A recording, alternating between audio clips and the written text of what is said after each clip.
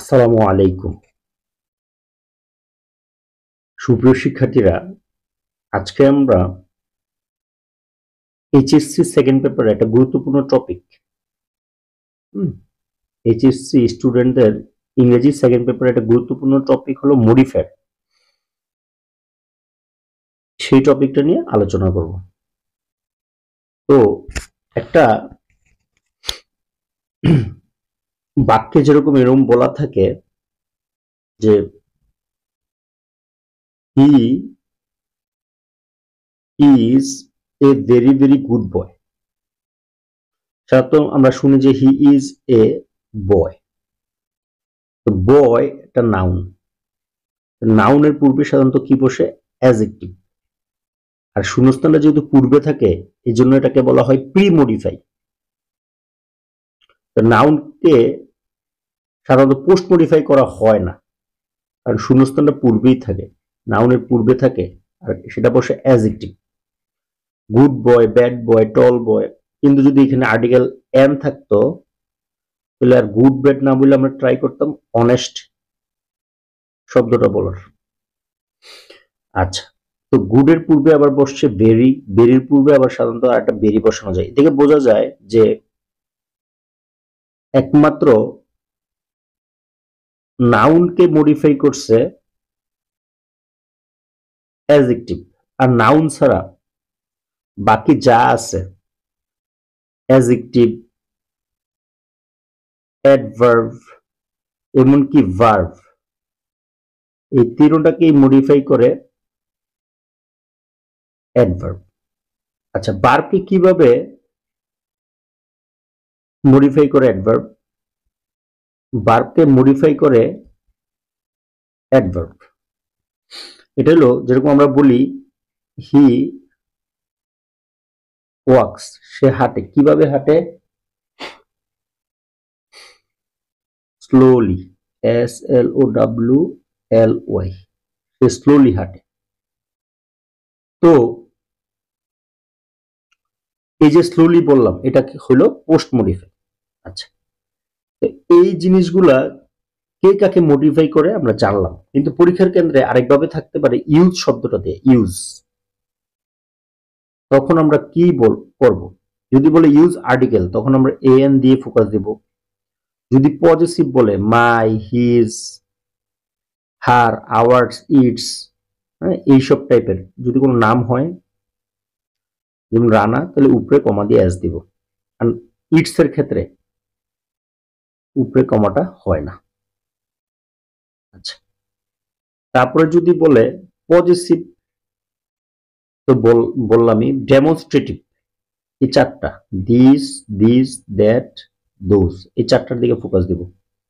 যদি বলে কোয়ান্টিফায়ার, তাইলে many, much, a few, a little, A lot of, A number of, all, some, various, several, এই জিনিসগুলোর দিকে নজর দিব।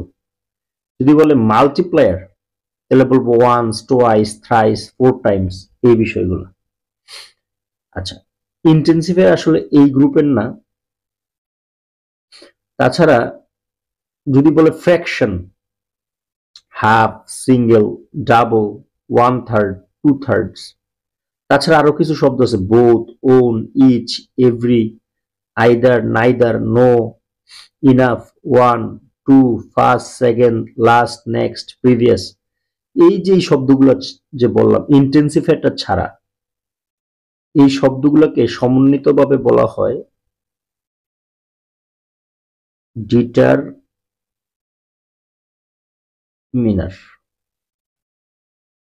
এই শব্দগুলোকে সমন্বিতভাবে বলা হয় ডিটারমিনার।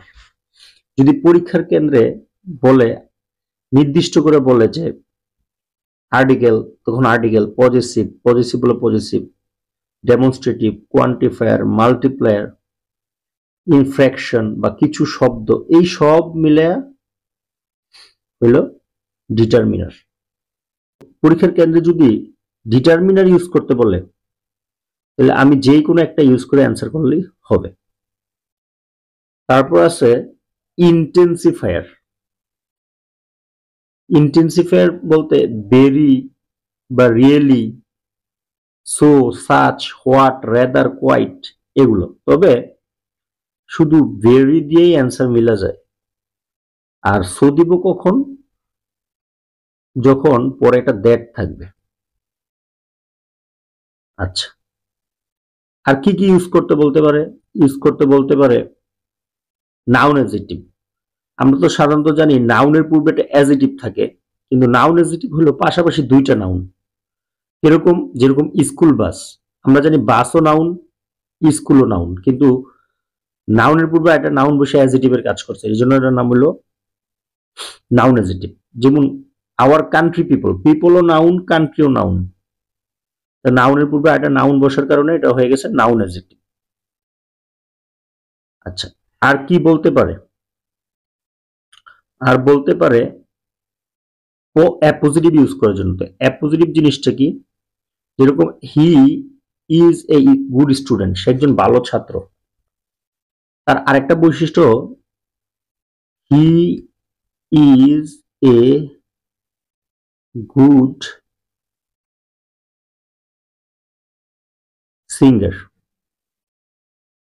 সে তার আরেকটা ভালো বৈশিষ্ট্য হলো সে একজন ভালো গায়ক। এই যে আমি হিটা তো আগে আসেই, আর ইজটা ছাড়া এই গুড সিঙ্গার মাঝখানে বসাইছি, এটাকেই বলা হয় অ্যাপোজিটিভ বা কেস ইন অ্যাপোজিশন। আচ্ছা, তারপর আর কি কি বলতে পারে?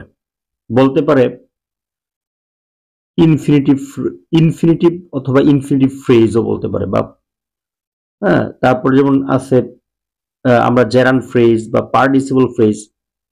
শুধু ইনফিনিটিভও বলতে পারে, জেরান্ডও বলতে পারে, পার্টিসিপলও বলতে পারে। ইনফিনিটিভ হলো টু প্লাস ভার্বের বেস ফর্ম বা বি ওয়ান যেটা বলি। ভার্বের সাথে আইনজি যখন নাউনের কাজ করে তখন এটা জেরান্ড, ভার্বের সাথে আইনজি যখন অ্যাডজেক্টিভের কাজ করে তখন এটা পার্টিসিপল। তবে আমরা জেরান্ড বলুক আর পার্টিসিপল বলুক, আমরা ভার্বের সাথে আইনজি আনবো। তো ইনফিনিটিভ কি? যেমন আমরা টু সলভ পর্যন্ত বললে এটা ইনফিনিটিভ, সাথে দুই একটা শব্দ যোগ করতে পারলে ফ্রেজ হয়ে যায়, এটাকে বলা ইনফিনিটিভ ফ্রেজ। তো একের অধিক শব্দ দিয়ে কোনো পার্টিস ভার্বের সাথে আইনজি, যেমন is running bus, barking dog, এরকম ভাবে general phrase sleeping bed, swimming pool, একের অধিক শব্দ হলো ফ্রেজ। আর নর্মাল ভার্বের সাথে আইনজি হলো জেরান নাইলে পার্টিসিপল। প্রিপোজিশনাল ফ্রেজ কোনগুলো? প্রিপোজিশন দিয়ে গঠিত, যেমন on the table, of all ages, in front of. কারণ প্রিপোজিশন যুক্ত করে একের অধিক শব্দ থাকলে তো প্রিপোজিশনাল ফ্রেজ। অ্যাডভার্বিয়াল ফ্রেজ, যেরকম উইথ কেয়ার, যেটাকে বলা হয় কেয়ারফুলি। কেয়ারফুলি কিন্তু ফ্রেজ না, কেয়ারফুলি তো একটা শব্দ, কিন্তু এটাকে আমি যদি একের অধিক শব্দে প্রকাশ করতে চাই তো উইথ কেয়ার। এখানে লেখা আছে কমপ্লিটলি, কমপ্লিটলি তো ফ্রেজ না, এটাকে যদি আমি ফ্রেজ আকারে বলতে চাই তাহলে বলতে হবে আউট অ্যান্ড আউট। এখানে টিটা ওঠে নেই। Out and out completely. হ্যাঁ, আবার যেহেতু সে দাঁড়িয়ে, কোথায় দাঁড়িয়ে? আমার সামনে দাঁড়িয়ে, ইন ফ্রন্ট অফ মি, এইটা আবার আমরা জানি কোথায়, কখন, কিভাবে, এগুলো দিয়ে প্রশ্ন করলে আমরা অ্যাডভার্ব পাই। তাহলে সে কোথায় দাঁড়িয়ে? In front of me. তাহলে প্রিপোজিশন যুক্ত অংশগুলো অ্যাডভার্বিয়াল ফ্রেজ হইতে পারে। আচ্ছা, এইখান থেকে আরেকটা জিনিস জানার বিষয় যে পার্টিসিপল বলতে মূলত কি বোঝায়? পার্টিসিপল, পার্টিসিপল মূলত তিন প্রকার। একটা প্রেজেন্ট, একটা হলো পাস্ট, আর একটা হলো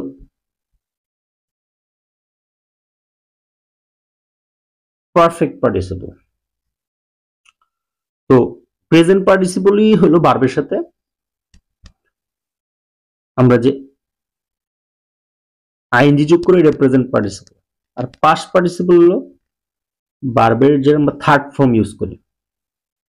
আর পারফেক্ট পার্টিসিপল হলো ভার্বের থার্ড ফর্মের পূর্বে একটা জাস্ট হ্যাভিং যোগ করতে হবে ভার্বের থার্ড ফর্মের পূর্বে। আর পার্টিসিপল কিন্তু এক প্রকার অ্যাডজেক্টিভ, যেহেতু এটা নাউনের পূর্বে বসে। যেমন আমরা বলি না যে, যেরকম আমরা বলি এ রানিং বাস, এই যে নাউনের পূর্বে বসার পূর্বে তো সাধারণত আমরা জানি আর্টিকেল এবং নাউনের মাঝখানে অ্যাডজেক্টিভ বসে, তাহলে ভার্বের সাথে আইএনজি কিন্তু অ্যাডজেক্টিভের কাজ করতেছে। অথবা আরেকটা দেখা যাক, এ স্পোকেন ক্লাস, একটা স্পোকেন ক্লাস, এই যে ভার্বের থার্ড ফর্ম কিসের কাজ করতেছে? অ্যাডজেক্টিভের কাজ করতেছে। আচ্ছা, তারপর আরেকটা আমাদের প্রচলিত ভুল আছে, আমরা আগে থেকেই জানি কোনো ওয়ার্ডের শেষে যদি অ্যালয় থাকে সেটা নাকি অ্যাডভার্ব, কিন্তু আজকে আমরা জানবো যে আসলে শব্দ ব্যাপারটা হলো যে অ্যাডজেক্টিভের শেষে অ্যালয় থাকলে অ্যাডভার্ব। কিন্তু কিন্তু নাউনের শেষে অ্যালয় থাকলে কিন্তু অ্যাডভার্ব না, অ্যাডজেক্টিভ। যেরকম টাইমলি, ফ্রেন্ডলি, মাদারলি, তারপরে উইথলি, এই শব্দগুলো হলো অ্যাডজেক্টিভ, কিন্তু আমরা ছোটবেলা থেকে জানি অনেস্টলি, প্রপারলি, কেয়ারফুলি, কারণ এগুলো তো অ্যাডজেক্টিভের শেষে এলয়, এগুলা অ্যাডভার্ব। আরেকটা বিষয় জানার যে কোনো ফুল বানানে কিন্তু দুইটা এল, কিন্তু কোনো ওয়ার্ডের শেষে ফুল বানানে কিন্তু, যেমন বিউটিফুল বানানে একটা এল হয়, BEAUTIFUL।